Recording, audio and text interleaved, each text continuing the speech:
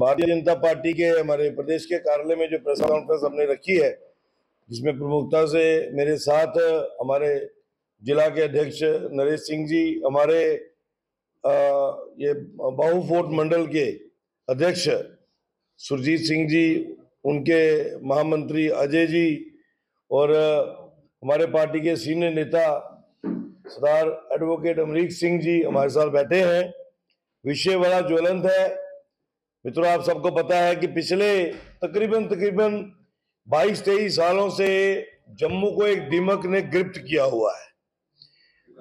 लगातार उस पे प्रयास कहाँ हुए कहाँ नहीं हुए इस पे मैं नहीं जाऊंगा, लेकिन वो दीमक आज आहिस्ता आहिस्ता बढ़ती पूरे समूचे जम्मू प्रोविंस, खास करके मैं कहूंगा हमारे बाहू विधानसभा क्षेत्र और जम्मू जिले के लिए एक नासूर बन चुकी है। और वो दीमक है बांग्लादेशी रोहिंग्यों का यहाँ पे बसना। अब किस ट्रीटी के तहत लाए गए, कौन सी सोच थी उस वक्त? तो यही लगा कि शायद जम्मू के डेमोक्रेटिक सेटअप को बिगाड़ने के लिए, जहां के एक भौगोलिक स्थिति को भी चेंज करने के लिए शायद कुछ हुक्मरानों ने कुछ लोगों को लाया होगा, कुछ परिवारों को लाया होगा। लेकिन आज कुछ परिवार जो है वो हजारों की तादाद में हो गए हैं और जनसंख्या जो है वो लाखों की तादाद में हो गई है।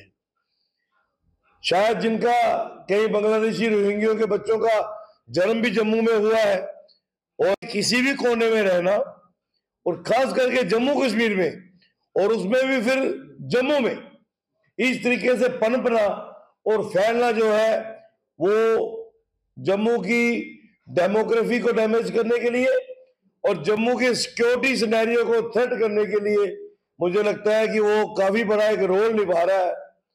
हमने लगातार इस पे कार्रवाइयां भी की, हमने इस पे प्रोटेस्ट भी किए, हमें जम्मू बचाओ आंदोलन भी बनाया, उसको लेके हम सड़कों पे भी बहुत बार उठे, कई बार इन पे कार्रवाई भी हुई, कई लोगों को गिरफ्तार करके हीरानगर जेल में डाला हुआ है, वहां भी वो फल फूल रहे। इनको जेल में डालने की जरूरत नहीं है, इनको पकड़ के धरपकड़ करके बॉर्डर में जाके छोड़ने की आवश्यकता है कि जहां से आए हो वहां वापिस चले जाओ। सबसे बड़ी बात यह है कि बसें तो है, लेकिन बसें कहां है? किनके प्लाटों में इन्होंने झुग्गियां बनाई हैं, किनके इशारे पे बनाई हैं? इसकी जब हमने तहकीकात की तो बड़ी पिक्चर क्लियर हुई कि जम्मू के अनेक ऐसे परिवार हैं, वो किसी भी जात समुदाय से हो, अधिकतम ने सरकारी जमीनों पे कब्जा करके इनको झुग्गियां बना के दी हुई है और उन झुग्गियों का इनसे किराया लिया जाता है।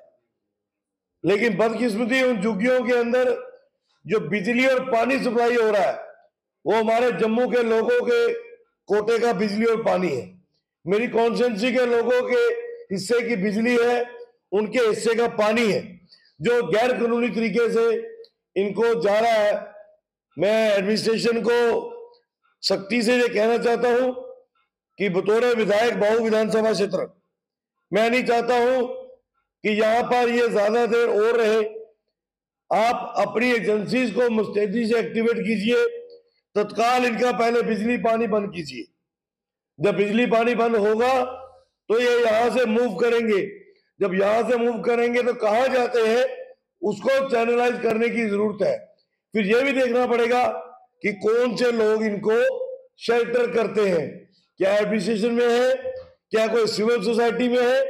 और मुझे लगता है कि इन बांग्लादेशी रोहिंग्यों से ज्यादा कल्प्रिट, ज्यादा जम्मू का दुश्मन वो है जिसने अपने प्लाटों में इनको बिठाया हुआ है।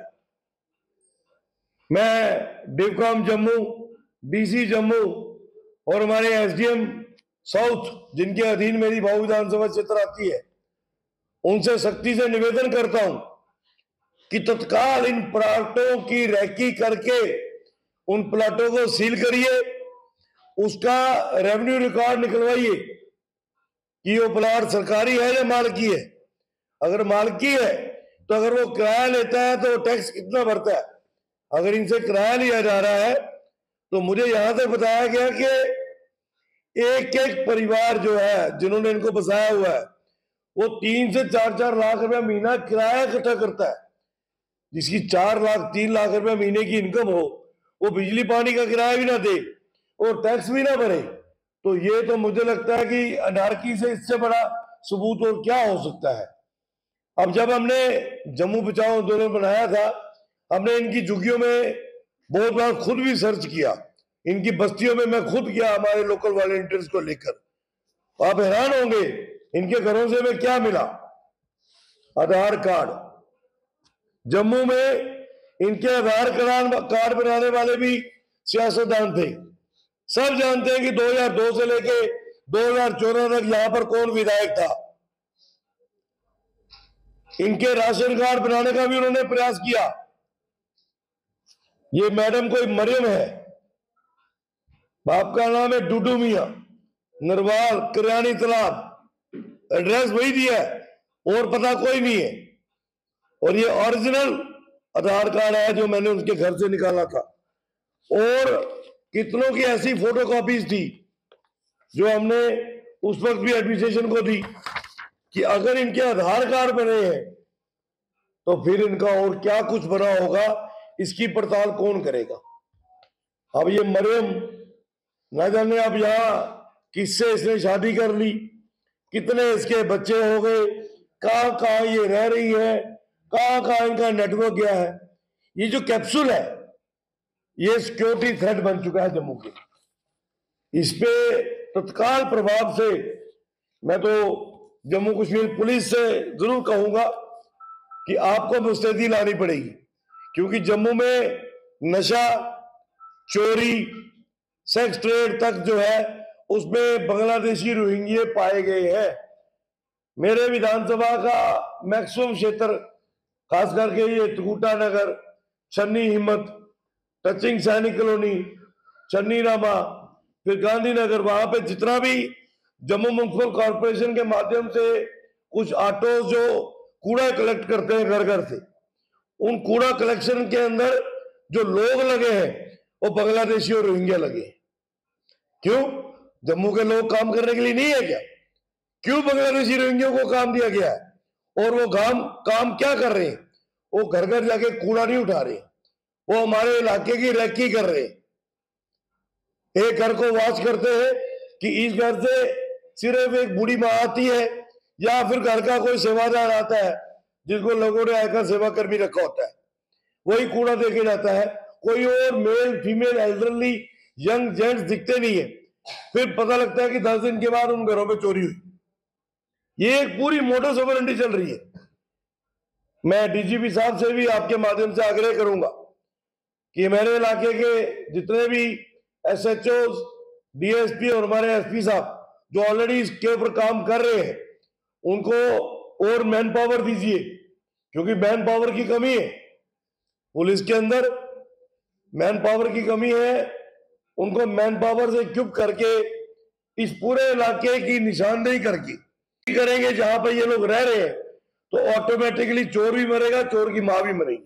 क्योंकि चोर को अकेले मारने से मसला हल नहीं होगा, चोर की मां को भी साथ में लेना पड़ेगा रडार पे। जम्मू म्युनिसिपल कॉर्पोरेशन के अंदर ये जो धांधली बांग्लादेशी रोहिंग्यों को लेकर चल रही है, ये कमिश्नर साहब तक भी पहुंची है। और मैं आपको बताना चाहता हूं कि एचएम साहब का जम्मू का टूर था, हमारी एचएम साहब की बैठक में भी मैंने उनके नोटिस में लाया और उन्होंने इसका सीरियस संज्ञान लिया।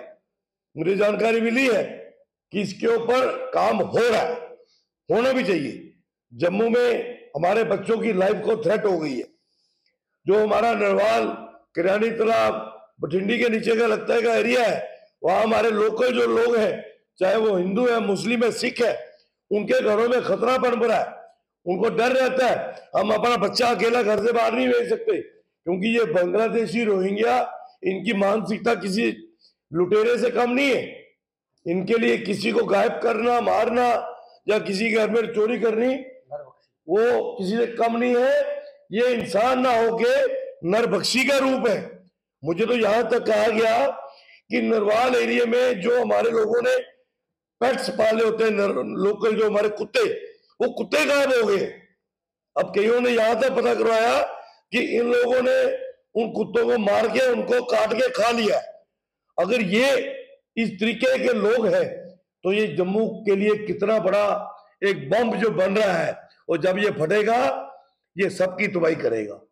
तो मेरा आज आपके माध्यम से हमारी सिविल एडमिनिस्ट्रेशन, पुलिस एडमिनिस्ट्रेशन, हमारे एलजी साहब को और हमारे सीएम साहब को, क्योंकि हमने इनका कुछ दिनों के लिए बिजली पानी बंद करवाया था, तो सीएम साहब ने कहा था कि ह्यूमैनिटेरियन ग्राउंड पे इनका हक बनता है। तो हमने कहा था कि ह्यूमैनिटेरियन ग्राउंड पे बिजली पानी तो दे दो, तो जिनकी जान को खतरा इनकी वजह से हो रहा है, वहां इंसानियत कहां चली जाती है। तो कहीं ना कहीं सीएम साहब भी इस पे इंट्रोस्पेक्शन करे और इनको तत्काल प्रभाव से गृह मंत्रालय को लिखे कि मेरे इलाके में, मेरी रियासत में, मेरी यूटी में ये गैर कानूनी तरीके से जो लोग बांग्लादेशी रोहिंग्या रह रहे हैं, इनको यहां से निकाला जाए। गृह मंत्रालय, भारत सरकार इसका सीरियस संज्ञान ले। हम जम्मू कश्मीर में एक भी बांग्लादेशी रोहिंग्या नहीं रहने देना चाहते। एक और बार आपके ध्यान में रहना चाहता हूं, जिसमें मैं अपने जम्मू के व्यापारियों को भी एक सख्त चेतावनी देना चाहता हूं। क्या वो वेयर हाउस है, क्या वो ट्रांसपोर्ट नगर है, क्या वो मंडी है, और क्या वो ये वे माल है, यहां पर बांग्लादेशी रोहिंग्या को काम दिया हुआ है। आने वाले दिनों में हम एक मूवमेंट खड़ी करेंगे। जिस दुकानदार के पास, जिस फैक्ट्री के अंदर, जिस मंडी के अंदर, आड़ती के पास वे मार्ग में बांग्लादेशी रोहिंग्या हमें कार्यरत दिखा, उस व्यक्ति का, उस दुकानदार का, उस जम्मू के नागरिक का हम सोशल बायकॉट करवाएंगे और उसको लोगों में एक्सपोज करेंगे कि ये चंद पैसे बचाने के लिए, क्योंकि जम्मू का बच्चा अपना हक पूरा मानता होगा, और बांग्लादेशी रोहिंग्या क्योंकि उसको पता है उसने 80% तो चोरी करनी है, तो कम पैसों में मान जाते हैं, उनको रख लेते हैं। उस दुकानदार को भी हम नंगा करेंगे, और जिन प्लाटों में ये रह रहे, आने वाले दिनों में उनके नाम भी हम पब्लिक डोमेन में डालेंगे कि ये लोग हैं जिनके प्लाटों में बांग्लादेशी रोहिंग्या रह रहे हैं। अगर तत्काल इन्होंने उनको नहीं निकाला या सरकार ने उन पर कार्रवाई नहीं की, क्योंकि वो सारी सरकारी जमीनें, बहुत कम है जो माल की जमीनों पे अपने प्लाटों में, माल की जमीन वाला तो बहुत बड़ा गुनहगार हो गया कि माल की जमीन में तूने गैर भारतीयों को बसाया है, और सरकारी जमीन कब्जा करके तुम बांग्लादेशी रोहिंग्या को बसा रहे हो। इससे बड़ा देशद्रोह का मामला कोई नहीं बनता है। इन पे देशद्रोही का मामला डालना चाहिए, इन पे एफआईआर दर्ज करके इन पे कार्रवाई होनी चाहिए, ताकि जम्मू को हम तत्काल बांग्लादेशी रोहिंग्या से मुक्त करवाएं और जम्मू के लोग एक सुखद जिंदगी जी सके। इसीलिए आज हमने ये प्रेस कॉन्फ्रेंस